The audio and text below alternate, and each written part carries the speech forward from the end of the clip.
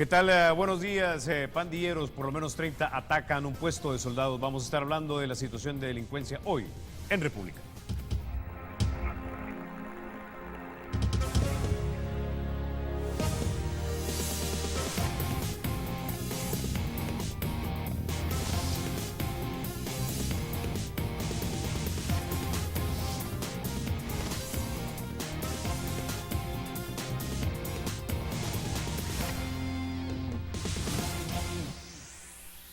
Bueno, sin mayor preámbulo, vamos a introducir a nuestros invitados. Esta mañana nos acompañan el doctor Félix Ulloa, él es presidente del Instituto de Estudios Jurídicos de El Salvador, también ex magistrado del Tribunal Supremo Electoral. También nos acompaña Giovanni Galeas, él es intelectual y columnista de la prensa gráfica, y nos acompaña don Juan Ramón Medrano, comandante del FMLN histórico y también académico. Buenos días, caballeros, a República.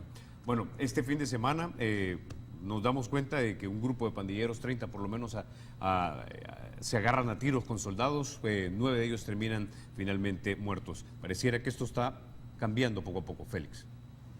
Bueno, mira, en efecto creo que la confrontación que estamos viviendo está cambiando ya no solo de estrategia ni de las formas operativas, la metodología, sino que se está escalando a un nivel superior en el conflicto. Yo creo que lo planteamos acá a inicios de este año, cuando analizábamos lo del informe Giuliani y la contratación de Rudolph Giuliani para abordar el tema de seguridad en el país. Y decíamos que había que empezar por tener una conceptualización para determinar cuál es la naturaleza de este conflicto que estamos viviendo, que si se trataba de un tema estrictamente de seguridad ciudadana, era un tema eminentemente policial y debería de buscarse la solución o con la contención de esta violencia por esas vías, las avenidas policiales. Y de hecho, conceptualmente creo que el gobierno así lo había entendido, porque cuando ha conformado este nuevo Consejo de Seguridad Ciudadana y Convivencia, ha incluido una serie de personalidades que vienen desde las iglesias y otros estratos hasta los sectores del Estado que le corresponden, pero no incluye al Ministerio de Defensa. ¿Por qué? Porque no se tenía el concepto de que aquí estábamos enfrentando una nueva guerra social, sino que era un problema policial. Ahora, ya 4 meses más tarde, estamos viendo que el presidente ha anunciado la creación de batallones especiales de reacción. Se está teniendo ya estos contingentes irregulares que tú hablas, de 30 pandilleros armados con fusiles, con pistola, que me recuerda a mí lo que eran los agrupamientos milicianos en la época de los finales de los 70, los 90, donde habían grupos de gente que se armaba para ir a atacar puestos policiales y que, bueno, salían con estos resultados, 9 muertos. ¿Por qué? Porque no es una estructura estrictamente militar y regular, no se trata de una guerrilla, pero de donde estamos a dar ese salto falta muy poco. Entonces aquí el problema va a estar en si vamos a continuar teniendo la visión de que estamos dentro de una conflictividad eminentemente delincuencial, en la cual pues el objetivo es el ciudadano común, las comunidades, la sociedad en su conjunto, o se trata ya de una estrategia diferente donde los objetivos son puestos militares, y hoy nos desayunamos con la noticia del ataque a un puesto de la Marina, de la Naval, es decir, pandilleros, delincuentes comunes y corrientes no van a ir a atacar un puesto de la Marina. ¿Con qué sentido? ¿Cuál es el objetivo? Es decir, aquí hay un mensaje, hay una estrategia que está un poco más allá de lo que simplemente estamos viendo en los medios o lo que se está reportando desde lo poco de información que se está dando en este tema desde el gobierno.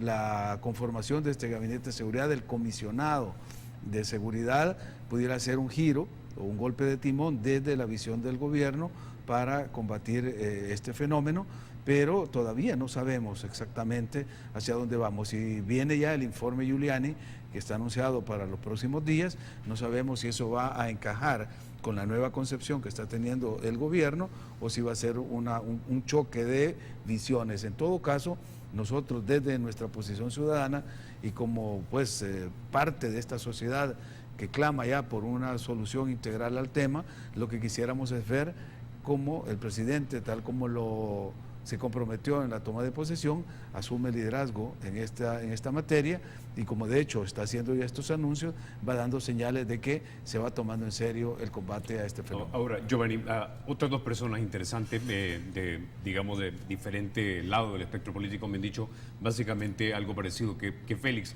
Uno fue el coronel Ochoa Pérez y el otro el general Vargas. Ambos me dijeron que estamos en una guerra social.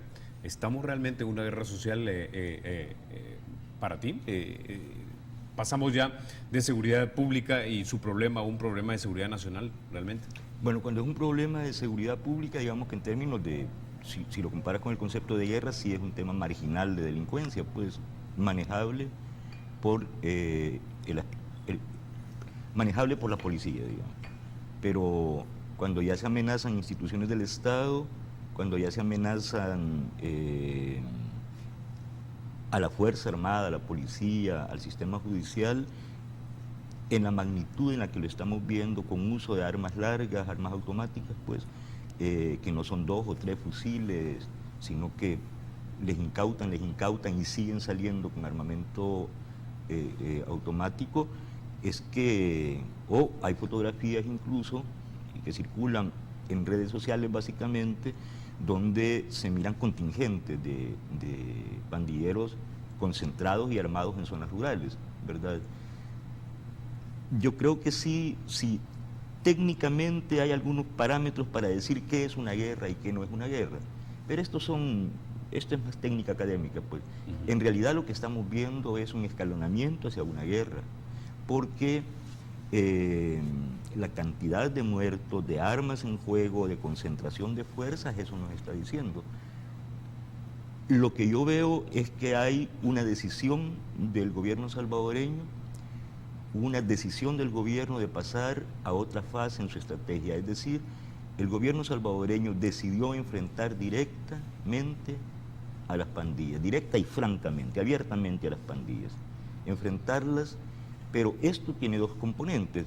O sea, no solo el gobierno, sino las pandillas mismas. Las pandillas también intentaron tomar la ofensiva, atacando a la Fuerza Armada o a la policía en movimiento o en sus bases, o a sus miembros en servicio o de licencia, ¿verdad? Entonces, en este enfrentamiento, cuando la policía decide, la autoridad decide enfrentarlo, comienzan a haber enfrentamientos y ha muerto como 8 en una finca hace quizás un par de semanas, 9 ahora en un solo lugar, y es probable que se sigan repitiendo estos hechos, lo que también dice que es probable que el nivel de intensidad de violencia suba en el país en las próximas semanas, meses, y que no sería extraño que vuelvan a pasar cosas tan atroces como delirantes, Dios no lo quiera, como aquello del bus quemado, ¿verdad? Como una reacción de desesperación de una fuerza acosada, en este caso las pandillas. Hay un principio que dice que un hombre en guerra es un hombre desesperado y que un hombre desesperado es capaz de cualquier cosa, absolutamente de cualquier cosa. Esta es la reacción en este momento de las estructuras criminales, de las pandillas, que están siendo acosadas ya no solo por la policía, sino por el ejército que está patrullando, y si entran al juego como van a entrar batallones de reacción inmediata, esto va a subir mucho de nivel, pero en mi opinión personal, este es el camino adecuado. Aparte habrá que hacer prevención, aparte habrá que hacer otros planes de integralidad en la estrategia de enfrentamiento del problema, que es un problema social, pero en lo inmediato es un problema delincuencial que está escalonando a ser un problema militar que amenaza a instituciones del Estado, que desafía al Estado mismo, y creo que no hay otra manera que lo que ha decidido el gobierno, que es enfrentar directa y abiertamente a estas estructuras criminales. Lo último que quería decir al respecto es que creo que hay que valorar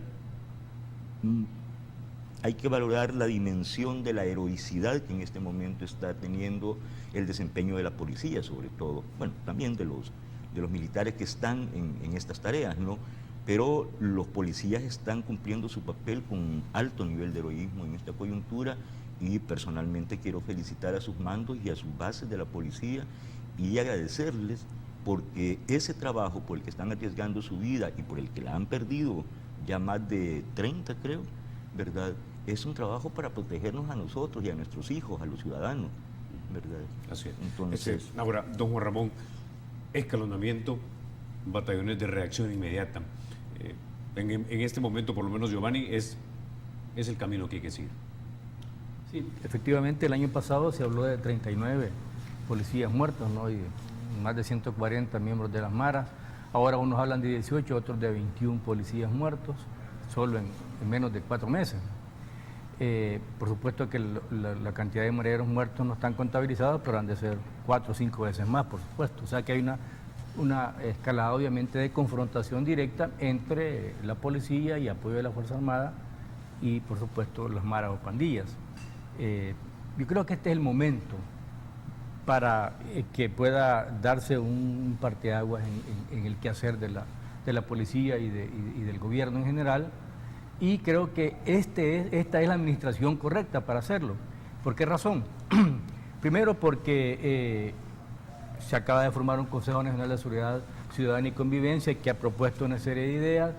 Giuliani acaba de venir, el equipo va a continuar, han venido un equipo de brasileños, pero lo importante es lo siguiente, creo que además de que hay una demanda, creo que hay también el momento adecuado para que haya participación de los diferentes sectores. ¿Por qué digo que es la administración adecuada? Porque Arena, la derecha en general, ha estado insistiendo mucho en que hay que hacer énfasis en la represión.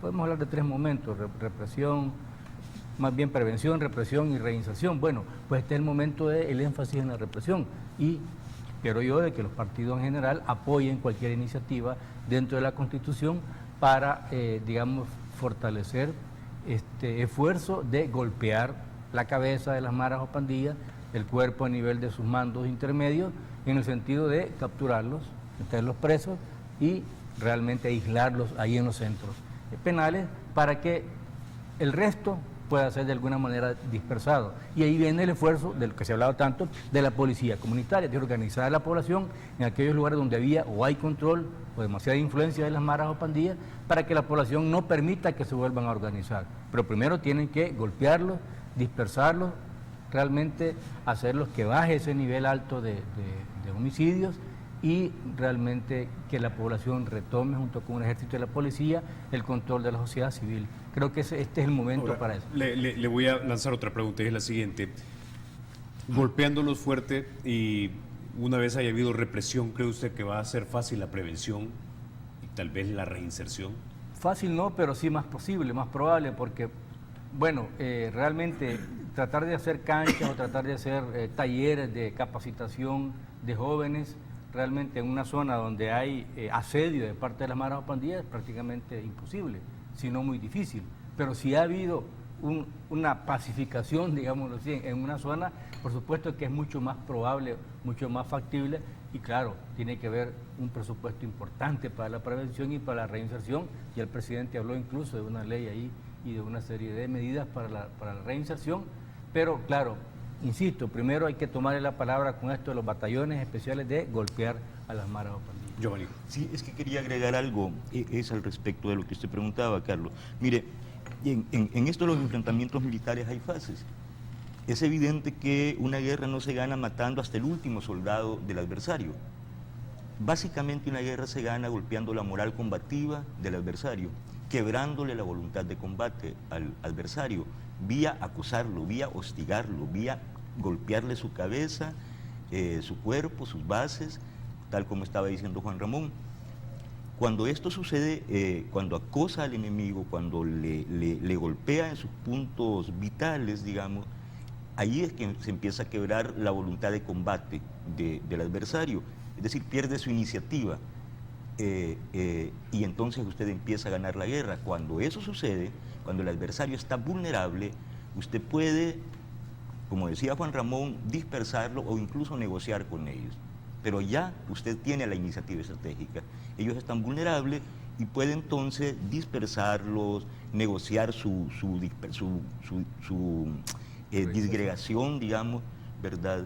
Su reinserción, ¿verdad? Pero ese enemigo, ese adversario ya está en estado vulnerable. Por eso, las fases normales, digamos, en una situación teórica, las fases normales de estrategia antidelincuencial son una fase de inteligencia, Concluida esta fase de inteligencia y con el suficiente material y conocimiento del terreno y de las fuerzas a combatir, hay una fase de saturación policial con máxima presencia y máxima movilidad de la policía en un terreno, y luego una tercera fase ya de consolidación de ese plan, de esa estrategia, ¿verdad? Y eso es lo que va a pasar ahorita, ¿verdad?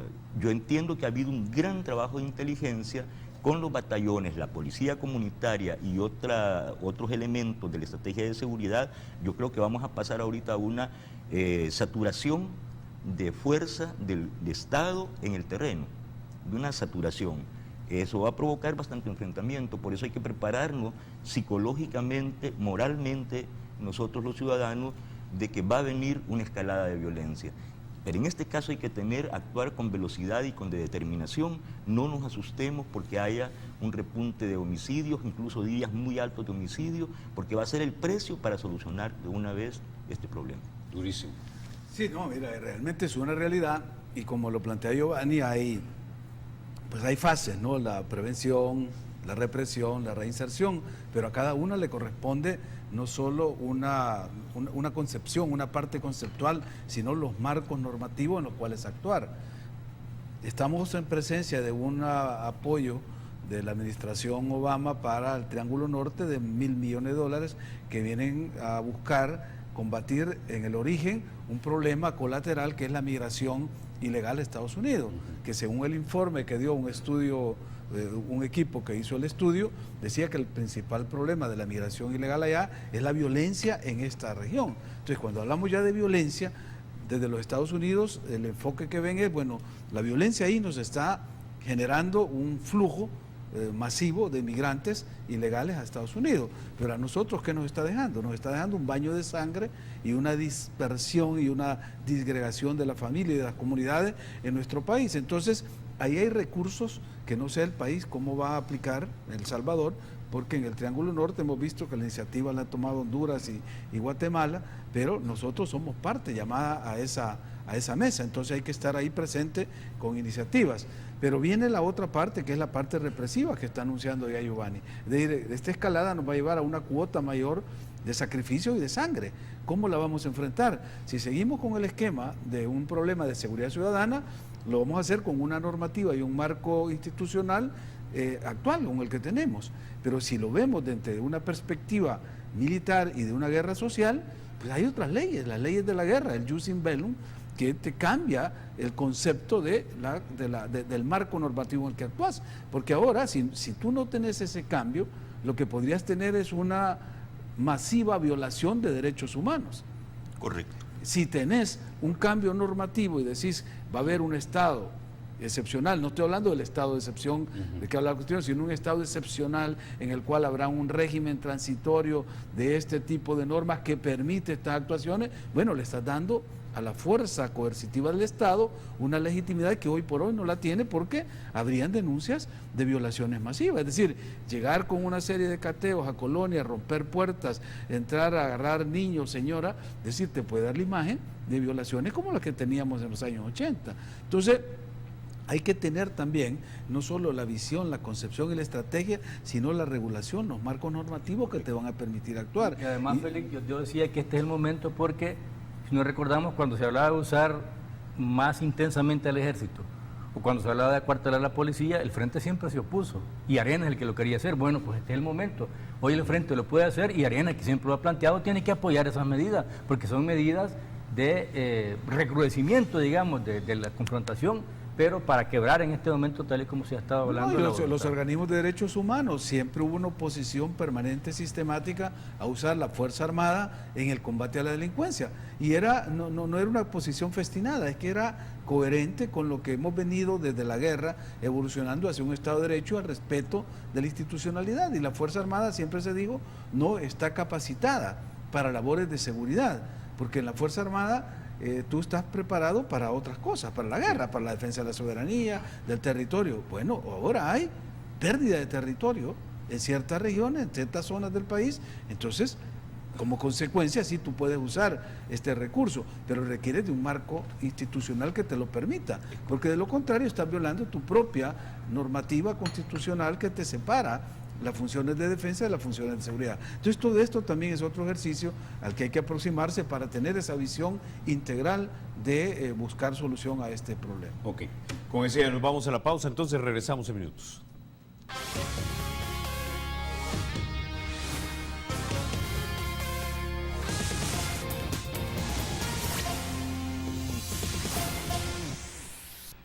Bueno, la Sala de lo Constitucional básicamente le ordenó al Tribunal Supremo Electoral que debe recontar todos los votos de San Salvador, abrir los paquetes electorales. Esto lleva dos problemas, digámoslo así.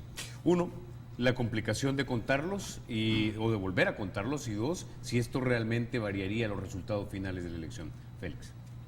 Bueno, mira, yo creo que lleva más complicaciones, o se le ha complicado más el problema, porque de entrada hubieron reacciones a esta admisión, porque lo que hizo la sala fue admitir dos amparos, uno presentado en conjunto por 3 candidatos y otro separado por Douglas Avilés, que tenían supuestos jurídicos diferentes de violación a un mismo derecho, que es el derecho a optar a cargos públicos y a ser electo. Entonces la sala lo que hace es hacer la acumulación de ambas demandas y admitirla y dar una serie de medidas cautelares que son las que han generado estas aprehensiones. Primero porque dijeron que no se entendía si era que se iban a abrir todas o solo aquellos paquetes señalados por los demandantes. En el caso de Douglas eran 158 paquetes, porque eran 158 actas que no estaban procesadas, que no era despreciable, porque en esas 158 había un universo de más de 10.000 votos que estaban afectados. En el otro caso, ahí quedaba la duda si era que había que abrir todos o solo los que ellos señalaban. Como el tribunal demoró 48 horas en llegar a esa conclusión de que no sabía cómo interpretar las medidas cautelares, pidió la aclaración salió el viernes, y ahí le dice, se tienen que contar todos los votos del departamento de San Salvador, o sea, la circunscripción. Y mientras tanto, las credenciales que se han entregado tienen una validez provisional. Esto queda así por una razón, porque no se puede interrumpir un proceso cuando hay una suspensión de un acto reclamado o una medida cautelar en un juicio de amparo, pues se deja en suspenso hasta que viene el fallo definitivo, que es lo que vamos a esperar después que el tribunal, como autoridad demandada, le dé el informe a la sala de cuál es el resultado de ese recuento que se hizo. Porque aquí es donde viene lo paradójico, pues, de que jueces, como en este caso los jueces electorales, estaban pensando o revisando si podían declarar inaplicable ese fallo de la sala. Es decir, el principio de control difuso de la constitucionalidad que tienen los jueces lo tienen realmente desde la Constitución cuando están actuando como jueces y están juzgando un caso. Pero aquí el tribunal no estaba juzgando ni un caso, era demandado por los 4 candidatos. Entonces, como autoridad o entidad demandada, lo que tenía que hacer era cumplir y acatarlo. Pero eso lo llevó a perder 2 días, de 7 días, que era el plazo que le habían dado. Ahora se ha extendido otros 7 días más, hasta el 21, tiempo razonable si se tuviese la voluntad para realizar esta tarea. Y digo la voluntad porque la limitación de recursos es superable.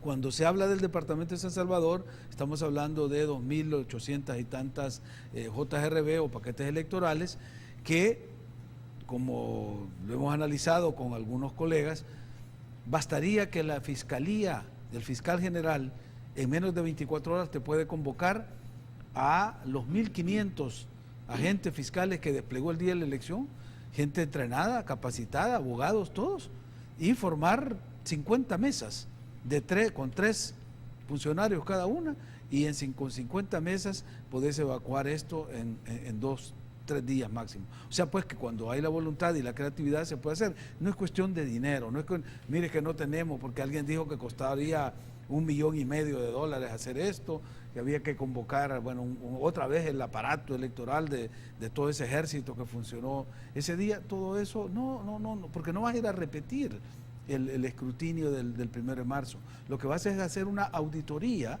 a lo que ya se hizo. Entonces una auditoría te lleva mucho menos tiempo que cuando estás realizando la propia labor. O sea que en síntesis, porque creo que al final el tribunal ha acordado utilizar personal administrativo creo que son como unos 500 empleados los que hay en el tribunal, y a partir de ahí empezar la tarea. Bueno, empecemos ya la tarea, porque el tiempo va pasando y hay que hacerlo cuanto antes.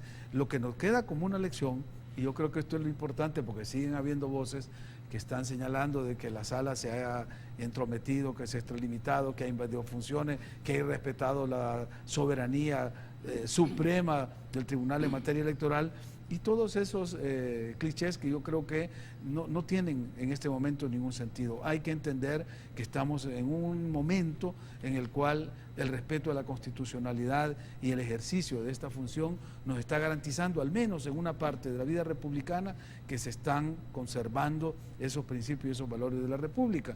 Y tratar de legitimizarlos o tratar de que no se cumplan o de buscar interpretaciones que son más políticas que jurídicas, no nos hace avanzar en esta materia. Yo creo que deberíamos todos, porque la misma sala permite, dice, busquen apoyo al tribunal en universidades, en organizaciones sociales, en fin, en medios de comunicación, es decir, apoyemos todos este momento porque es crucial, es inédito en la vida democrática, no solo de la posguerra, sino previo a la guerra, este momento, ya que se da la oportunidad, construyámoslo de tal manera que nos sirva como una sólida base para un futuro democrático. Ahora, Félix, nada más para cerrar esta parte, y es que muchos no entienden y dicen, bueno, se ha irrespetado el Tribunal Supremo Electoral, pero es que, según entiendo, los conceptos jurídicos sobre los que se elabora el Código Electoral tienen a su base definitivamente la ley madre, que sería la Constitución, ¿o no? No, y es que la misma Constitución, el artículo 208 lo señala y lo deja clarísimo. El Tribunal Supremo Electoral es la máxima autoridad en materia electoral, dice, salvo los recursos que se puedan derivar por violaciones a la Constitución. Lo que han hecho los 4 candidatos es ir a la sala a pedir que se proteja su derecho constitucional al sufragio pasivo, o sea, a ser electos. No están cuestionando ya ni la autoridad electoral, con la cual ya ellos debatieron porque agotaron los recursos, se presentó el recurso de nulidad de elección, se presentó el recurso de nulidad de escrutinio, y la ley de procedimientos constitucionales te exige eso, para que la sala pueda admitir o que haya admitido los recursos de estos 4 candidatos, ha sido primero porque agotaron todos los recursos ordinarios. Si ellos se hubieran ido de un solo a la sala, posiblemente le dicen, no, miren, vayan primero a agotar los recursos al tribunal, ya lo hicieron. Y segundo, que se trate de violación de derechos constitucionales, no de violaciones al Código Electoral, no de violaciones a la ley, porque la sala no controla la legalidad del país.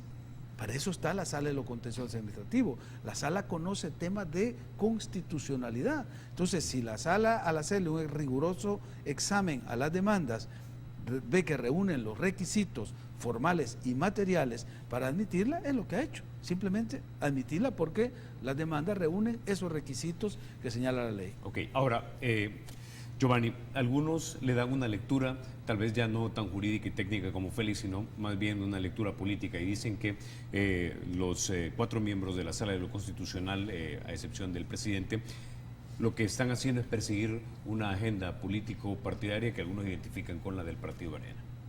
No, mire, esto se ha dicho mucho respecto a otras sentencias.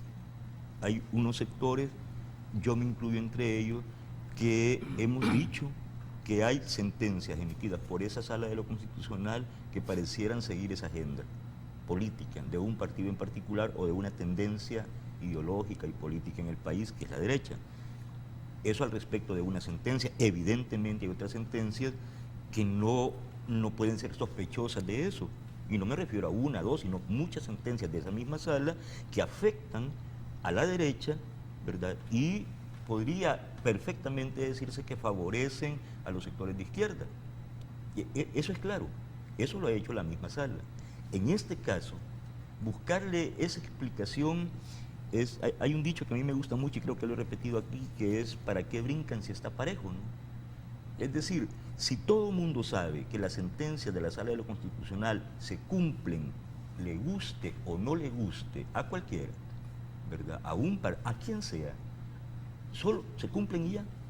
Y quien ha intentado hacerlo distinto, y en este caso me refiero a sectores del FMLN en particular al presidente de la Asamblea Legislativa, Sigfrido Reyes, que se ha enfrentado reiteradamente con la sala y ha perdido todas las batallas, porque es que no hay alternativa. Se cumple la sentencia de la Sala de lo Constitucional, eso es lo que hay que hacer. El problema es bien grave ahora, porque decir, bueno, hay intromisión o incluso es el momento de insensatez en que el presidente del Tribunal Supremo Electoral habla de inaplicabilidad, ¿verdad?, de una resolución de la sala, y que ha sido seguido por otros líderes que han dicho que es intromisión y que entonces se sugiere, bueno, ¿lo van a cumplir o no lo van a cumplir la sentencia? Es que no hay alternativa, la tienen que cumplir.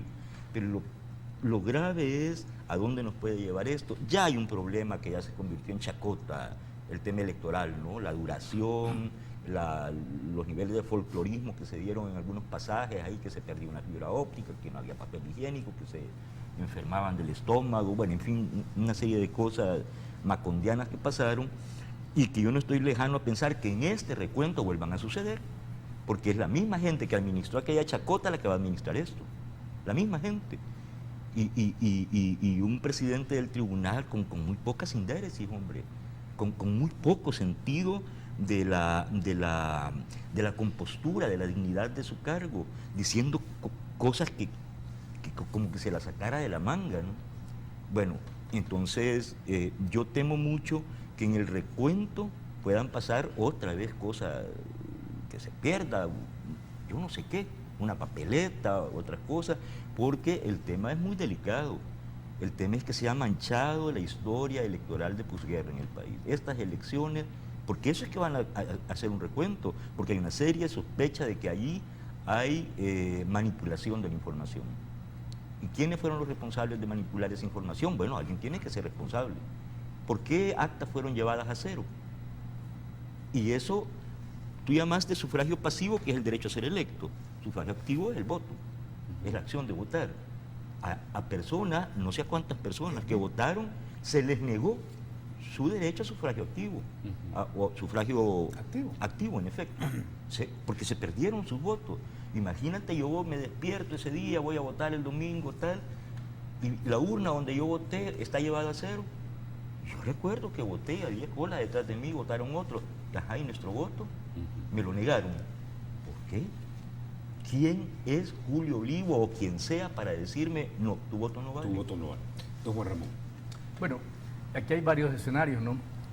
Primero, la posibilidad, que es bastante segura, de que cambien un poco los números. Tanto porque hubo ahí un reparto de votos acordado por todos los partidos políticos, aunque algunos salieron hablando, pero todos estuvieron de acuerdo. Y pues la otra cosa es de que hubo también confusiones de la gente que algunas veces sumaron votos cuando se votó por la bandera o por un solo candidato, con las preferencias o marcas, que la gente votó por varios y entonces se sumaron esos votos y marcas y dieron 1000 o un dato realmente exagerado. Entonces seguramente que los números van a cambiar. Aquí la cosa es si va a cambiar, además de los números, los porcentajes, y si en lugar de tener a uno tengamos a otro diputado, ¿verdad? Eso es lo que vamos a ver realmente a la hora del recuento. Pero en lo que yo quiero hacer énfasis es de que existe la posibilidad de que determinados medios le carguen la mano a la administración actual del FMLN el problema del tribunal, porque el presidente del tribunal fue propuesto por el Frente, pero es que en realidad la composición del tribunal es un poco equitativa, un poco equilibrada, porque hay dos que se pueden considerar de derecha, dos que se pueden considerar de izquierda y uno que se puede decir que es neutral, ¿verdad? O que no tiene una opción partidaria definida. Todos sabemos más o menos quiénes son y a qué partido, digamos, o pertenecen o tienen simpatía. Dicho eso, yo quiero insistir que aquí lo que está siendo cuestionado es un procedimiento, no de esta administración, un procedimiento que se ha hecho siempre. Y ese es el punto. El punto es que lo que está siendo cuestionado es el sistema político y los partidos políticos en sus prácticas antidemocráticas. Y ahora que nos vengan a decir, no, es que el culpable es fulano o sultano, no. Todos los partidos políticos van a salir cuestionados, y si esto resulta realmente que hay un fraude, es un fraude de común acuerdo de todos los partidos políticos. O sea, esa para mí va a ser la conclusión, independientemente de que unos quieran cargar la mano a uno u otro lado. Insisto, cuando se dijo de que hubo urnas que las pusieron a cero, o se repartieron las marcas dentro de los partidos políticos, todos los partidos políticos. Bueno, pero eso es fraudulento. Eso es fraudulento, pero no de una institución, sino que de los partidos políticos. De quien A eso haya voy. sido. Y hubo complicidad, por supuesto, hubo complicidad del tribunal, complicidad de los que estuvieron ahí, de fiscales, no sé, pero insisto, que no vengan los partidos a arrancarse las vestiduras, que todos han hecho exactamente ese método y esa forma de realmente negarnos a nosotros el voto en la práctica. Usando una idea que sueles mencionar acá, Giovanni, ahí sí hubo espíritu de cuerpo. Sí, sí. Bueno, eso es la clase política. Ayer yo escuchaba a un cómico que me gusta mucho, un cómico español, que se llama Andreu Buenafuente, que hacía una definición de político corrupto. Y él decía, político corrupto es una persona honesta no practicante, ¿verdad? Es que mire, cuando un partido cree que es más importante los fines de ese partido, de esa institución, y no los objetivos de la sociedad en general, bueno, aparte de ser sectarismo anacrónico eso es lo criticable de la clase política, y eso es lo que no entienden. Yo le voy a decir algo muy rápido. Qué casualidad, ¿verdad? La semana pasada capturan a Rodrigo Rato, que es el ex vicepresidente del gobierno de Aznar, ex ministro de Economía español de los gobiernos de Unidad Popular, durante 13 años, creo, ministro de Economía. Este señor es el 12º ex ministro del gobierno de Aznar procesado en los tribunales, el 12º. Pero en Chile revienta un problema grave de corrupción que tiene que ver con el hijo y la esposa del hijo de la presidenta de la República. Grave problema de corrupción. También en estos días, en esta última semana, se profundiza un caso gravísimo de corrupción en Brasil, ¿verdad?, que tiene que ver con el entorno del presidente Lula, de la presidenta Rousseff y de la institución más rentable, de la empresa más rentable del Brasil, que es Petrobras, ¿verdad?, de una corrupción multimillonaria directamente ligada a los actos de corrupción al Partido de los Trabajadores, de izquierda y en el poder desde hace 3 elecciones o 4 elecciones. Bueno, en Guatemala meten presa toda una estructura que tiene de corrupción multimillonaria del entorno de la vicepresidenta actual, ¿verdad? En México, bueno, ahí Peña Nieto tiene un gravísimo problema con las casas que se compra su esposa y tal, de corrupción. Aquí está procesado un expresidente y un grupo de funcionarios por unos casos de corrupción multimillonaria, por lo menos... Estamos hablando del de CELENEL, ¿no? CER y Taiwán, en el caso del presidente. ¿Qué es lo que está pasando? ¿Por qué hay tanta corrupción? ¿Por qué? ¿Quiere decir esto que es un problema de derecha porque en España los indiciados, no, en España también del Partido Socialista Obrero Español son un montón de funcionarios que están procesados? Y de la derecha, no es un tema de derecha e izquierda, esto nos lo dice claramente, es un tema donde el eje de la oposición fundamental ya no es gobiernos de derecha y gobiernos de izquierda, sino legalidad y ilegalidad, justo e injusto, democracia o élites, ¿verdad? Esas son las oposiciones, ciudadanía o clase política. Y los políticos que actúan de esta manera, que todo lo que sea avance social les parece un atentado en contra del partido, porque se creen partidos de vanguardia, no instrumentos de la sociedad, sino guías de la sociedad, ¿verdad? La sociedad tiene que seguirlo a esos partidos. Este es un concepto anacrónico, ya habíamos hablado en alguna ocasión de esto. Esas clases políticas son profundamente corruptas y eso es lo que está pasando en el mundo. La sociedad avanza, exige derechos y no es porque la clase política es generosa y se juzga a sí misma que hay presos, no es por eso, es porque ya los sectores de la sociedad organizados en la sociedad civil que se llama y que exigen cada día más, en el caso de los indignados en España, pues ya no le dan mucho chance a la clase política corrupta de seguir manoseando, digamos, las arcas del Estado, ya no mucho al menos. Ok, vamos a una pausa. Cuando regresemos vamos a hablar precisamente, ya que empezamos a tocar el tema, esto de CELENEL, parece que va a haber una audiencia este próximo miércoles, se va a definir si hay responsabilidad civil, lo que implicaría que deberían pagar de regreso al Estado si es que fuesen encontrados culpables en un momento dado. Ya volvemos.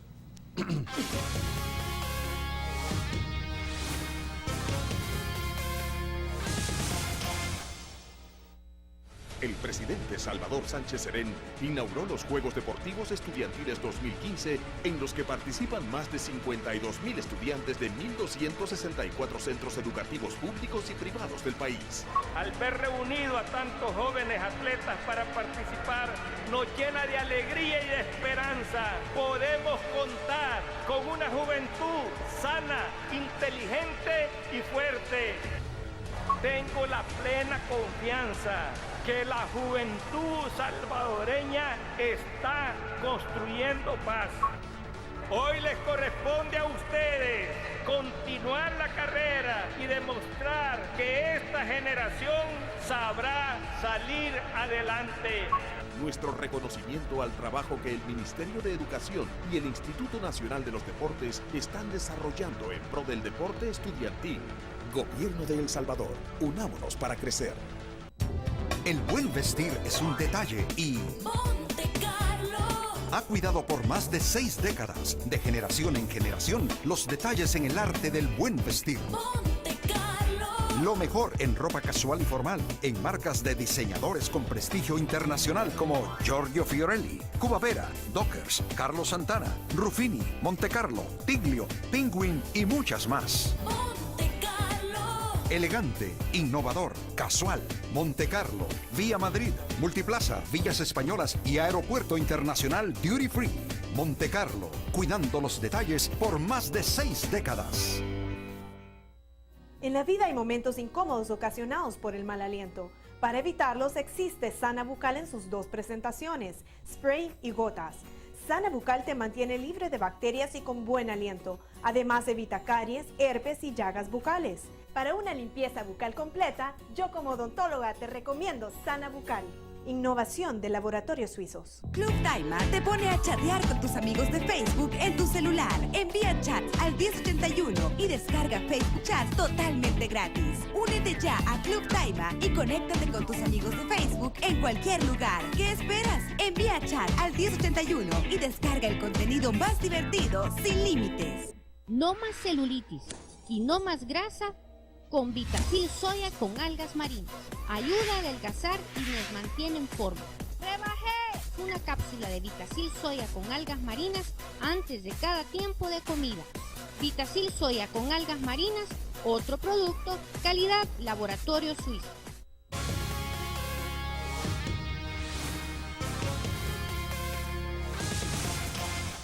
Bueno, ya mencionábamos acerca de las prácticas cuestionables que se dan de repente en el ámbito de lo electoral y luego lo extrapolamos a la práctica, digamos, cuando son gobierno, ya sea derecha o izquierda, ¿no? 2 casos tenemos nosotros actualmente en El Salvador, una del expresidente Flores procesado por lo del caso Taiwán y luego tenemos lo de Cel Enel. En este punto último, este próximo miércoles, si mal no recuerdo, el juez séptimo de instrucción debe decidir si habrá responsabilidad civil de parte de las personas que están siendo acusadas. Eso implicaría de que si se encuentran culpables tendrían que resarcir o pagar de regreso al Estado lo que supuestamente mal hubieron. Félix. Sí, mira, es que Giovanni trajo el caso de lo que es la corrupción a partir de lo que se está juzgando en España a Rodrigo Rato, y decía pues que la clase política actual, sea de derecha en el caso español, o sea de izquierda cuando planteaba los casos de Brasil, de Chile, bueno, Venezuela, tantos casos que hay de corrupción en gobiernos de izquierda, es lo que está mandando el mensaje erróneo.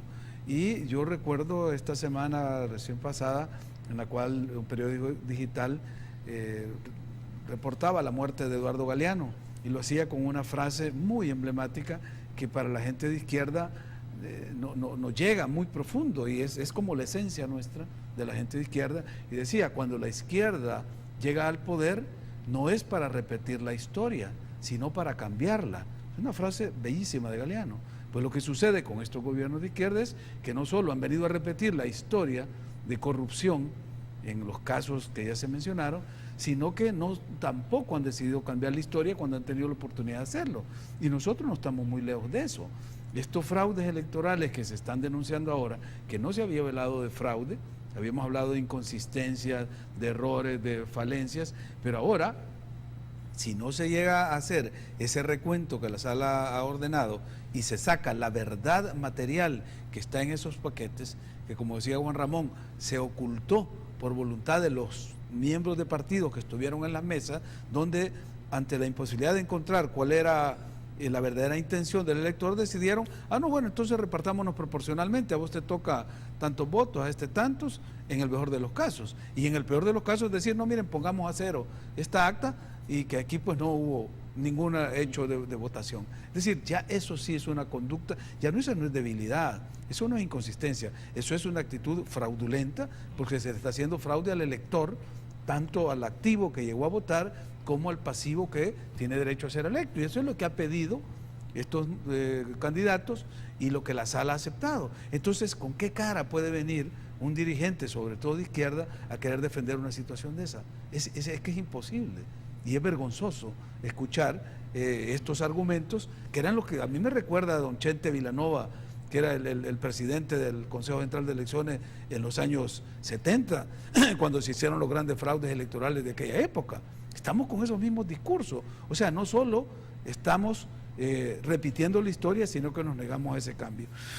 Dicho eso, y ya en el caso de Selenel, yo creo que habrá que hacer un examen jurídico, y yo tengo confianza que el juez que está llevando este caso va a tomar en cuenta cuáles son no solo las normas a aplicar del derecho procesal penal, sino además los intereses de la nación, porque se trata de un delito contra la hacienda pública. Y se trata de argumentar un acuerdo que hubo en Washington donde se negoció con la empresa Enel para eximir de responsabilidad a personas que no están incluidas en ese acuerdo. Yo, para serte sincero, no tengo todos los elementos del caso porque no lo he estudiado, más allá de lo que dicen los medios, pero para mí hay un norte que no debemos perder.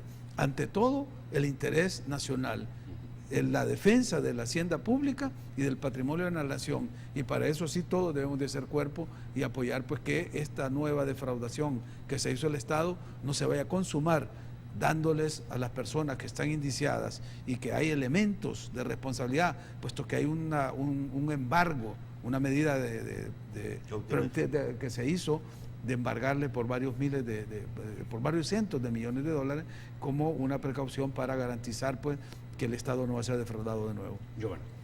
Bueno, yo desde hace un par de semanas empecé una serie de publicaciones que es un avance de un libro que estoy próximo a terminar y que precisamente el doctor Ulloa me va a hacer el favor de escribir el prólogo, que se llama el libro Taiwán en él, la trama negra, que esto en el diario La Página es que he publicado unos avances de esta investigación que llevo ya desde 2011, es que empezamos, ¿no?, a trabajar en este tema, en 2011, se ha mediado. Entonces, es una investigación larga, pero tiene dos bases fundamentales en cuanto, digamos, al fundamento de la información. Uno es un informe de una comisión especial de la Asamblea Legislativa que investigó el caso Selenel, y otro es el requerimiento fiscal inicial de la Fiscalía de la República, que hacen un relato de qué fue lo que pasó. Más, bueno, yo hice entrevistas con expertos, especialistas involucrados en el caso, técnicos, abogados, financieros, sobre esto que me fueron, y, bueno, investigación bibliográfica y hemerográfica, ¿no?, y documental también. Bueno, el caso es que hay este relato que es el fundamental, que es el del requerimiento fiscal, que cuenta, hay un relato del caso, qué pasó. ¿Y qué es lo que dice fundamentalmente? Que con ese contrato Selenel se afectó al Estado, se le ocasionó al Estado una pérdida de alrededor de 2.000 millones de dólares por ese contrato. Pero en el relato, en el contexto, uno ve que prácticamente el grupo en cuestión, ese grupo de CEL, esas juntas directivas, hicieron otros dos contratos, Nejapa Power y Duke Energy, en las que también hubo arbitrajes internacionales, y la pérdida, solo en el caso de Nejapa fueron 220 millones las que tuvo que pagar el Estado en arbitrajes internacionales. y en Duke Energy se perdió otra cantidad similar de dinero, ¿verdad?, por un negocio en el que lo común en los 3 contratos de CEL es que en el mismo contrato se favorecía a la empresa transnacional, a la empresa internacional, y se dificultaba al Estado. Era en perjuicio del Estado el contrato y en favor de la transnacional, de manera tal que cuando se va a los arbitrajes, en el mismo contrato se establecen las claves para que el Estado sea el que pierda, siempre. Por eso es que no se gana ningún... O sea, el Estado va con camisa de fuerza. Totalmente. Ahora, solo una cosa más. ¿Por qué es en el Taiwán? Porque es investigando el caso CEL que se llega al ROS, que aparece el ROS y que aparece el caso Taiwán. Esa es la relación. Ahora, don Juan Ramón, en estas investigaciones que ustedes han realizado con Giovanni, ¿tienen ustedes la percepción de que hubo una intención deliberada de favorecer a la transnacional en perjuicio de nuestra república? Sin duda. Pero antes de responder, yo lo que quiero es hacer una reflexión. El presidente Sánchez Serén ha tenido unas declaraciones polémicas, pero cuando él se refiere a que determinados medios tienen una agenda y toman lo que quieren, se refieren a estos casos. Mire, hemos tenido en el caso de Silfido Reyes, que por cierto, todo apunta a que cometió una ilegalidad, una serie de reportajes y titulares principales en los medios. Portadas. Pero este caso de un expresidente de la República, que no aparecen los saquitos ni los destinatarios de millones de dólares, y el otro caso de una defraudación que pueden ser, según dijo al inicio de la Fiscalía, de 2.000 millones de dólares, allá aparecen los titulares en una página del interior muy pequeños y no son destacados. Entonces, a lo que quiero referirme es de que sí hay, en este sentido, cierta intencionalidad de determinados medios. Por supuesto que había una intención. Si es que la ley es clara, no se puede hacer una concesión de un bien del Estado si no pasa por la Asamblea Legislativa. Y aquí sí es un contrato amañado para buscar la forma de que en él pasara del 36% a tener el 99% y que el Estado se quedara sin el vapor, que es donde se produce energía limpia y más barata para el consumidor. Entonces, en otras palabras, de lo que se trata es de que hay gente ahí que está siendo procesada, empezando por el presidente de la República y los de la administración de CEL en aquella época, que sí son responsables y por supuesto yo esperaría que el resultado no sea que salgan todos libres, porque el mismo juez que está procesando el caso de Francisco Flores tiene el caso también CEL en él. Bueno, no vamos a quitar el dedo del renglón, ahí definitivamente vamos a estar observando con lupa lo que está sucediendo, son casos emblemáticos. No me resta más que agradecerles, pero vamos a una pausa más, ya volvemos.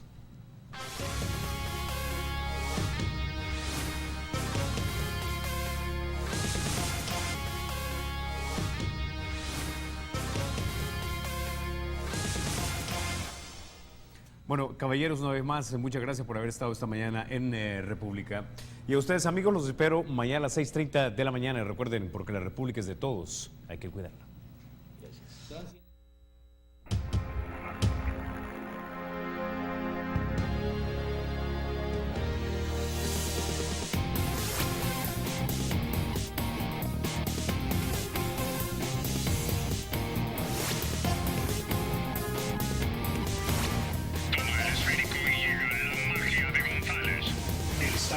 Será siempre libre e independiente y no será jamás el patrimonio de ninguna familia ni persona.